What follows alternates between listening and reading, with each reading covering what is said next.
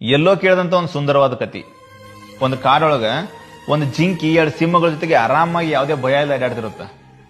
ಅದನ್ನ ನೋಡಿದಂತ ಒಬ್ಬ ಋಷಿ ಮುನಿ ಕೇಳ್ತಾರ, ನೀನ್ ಈ ಸಿಂಹಗಳ ಜೊತೆ ಅಡ್ಡಾಡ್ತೀಯಲ್ಲ, ನಿನಗೆ ಯಾವುದೇ ರೀತಿ ಭಯ ಇಲ್ವಾ ಅಂತೇಳಿ. ಆಗ ಜಿಂಕಿ ಹೇಳ್ತತಿ, ಈ ಸಿಂಹಗಳ ತಾಯಿ 2 ಮಕ್ಕಳನ್ನ ಹೆತ್ತು ಸತ್ತೋಗ್ಬಿಡ್ತು. ಅವತ್ತಿನಿಂದ ಇವತ್ತಿನವರೆಗೂ ಈ ಸಿಂಹಗಳಿಗೆ ಎದೆ ಹಾಲು ಉಣಿಸಿದ್ ನಾನು. ಆ ಸಿಂಹಗಳು ಈಗಲೂ ನನ್ನನ್ನ ತನ್ನ ತಾಯಿ ತರ ನೋಡ್ಕೋತಾವ. ನಾನು ಮಾಡಿರುವಂತ ಸಹಾಯಕ್ಕ ತಮ್ಮ ಋಣ ತೀರ್ಸತ್ತಾವ ಅಂತೇಳಿ.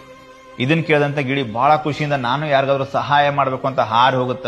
ಅಲ್ಲೆಲ್ಲೋ ನೋಡಿದ್ರೆ ಮುಳ್ಳಿನೊಳಗೆ ಸಿಕ್ಕಾಕೊಂಡು ಸಾಯ್ತಾ ಇರುವಂತ ಒಂದು ಹಾವನ್ನು ನೋಡುತ್ತ. ಆ ಮುಳ್ಳನ್ನೆಲ್ಲ ಬಿಡಿಸಿ ಅವನ ಕಾಪಾಡಿದ ತಕ್ಷಣ ಆ ಹಾವು ಆ ಗಿಳಿಗೆ ಕಚ್ಚಿಬಿಡುತ್ತೆ. ನೋವಿನೊಳಗ ಆ ಗಿಳಿ ಕೆಳಗ್ ಬೀಳುತ್ತ. ಅದನ್ನ ನೋಡಿದಂತ ಋಷಿ ಮುನಿ ವಾಪಸ್ ಬಂದ ಆ ಗಿಳಿನ ಕೇಳ್ತಾನ, ಯಾಕೆ ಏನಾಯ್ತು ಅಂತೇಳಿ. ಆ ಗಿಳಿ ಹೇಳುತ್ತ, ನಾ ಜಿಂಕೆ ಕತೆನ ಕೇಳ್ಕೊಂಡು ನಾನು ಸಹಾಯ ಮಾಡ್ಬೇಕಂತ ಈ ಹಾವಿಗೆ ಸಹಾಯ ಮಾಡಿದೆ. ಆದ್ರೆ ಏನ್ ಮಾಡ್ಲಿ, ಆ ಹಾವು ನನ್ನನ್ನೇ ಕಚ್ಚಿಬಿಡ್ತು ಅಂತೇಳಿ. ಆಗ ಋಷಿ ಮುನಿ ಒಂದು ಮಾತು ಹೇಳ್ತಾರ, ನೀನು ಸಹಾಯ ಮಾಡ್ಬೇಕು ಅನ್ನೋಂತ ಗುಣ ಇಟ್ಕೊಳ್ಳೋದು ತಪ್ಪಲ್ಲ, ಯಾರಿಗೆ ಸಹಾಯ ಮಾಡ್ಬೇಕು ಅನ್ನೋದು ಬಹಳ ಇಂಪಾರ್ಟೆಂಟ್ ಆಗುತ್ತೆ. ಜೀವನದೊಳಗೆ ನಮ್ಮಿಂದ ಸಹಾಯ ತಗೊಂಡವರು ಸಿಂಹಗಳ ತರ ನಮ್ಮ ಹಿಂದೆ ನಿಲ್ಬೇಕೆ ಹೊರತು ನಮ್ಮಿಂದ ಸಹಾಯ ತಗೊಂಡವ್ರು ಹಾವಿನ ತರ ನಮ್ಮನ್ನೇ ಕಚ್ಚೋದಕ್ಕೆ ಬರಬಾರ್ದು.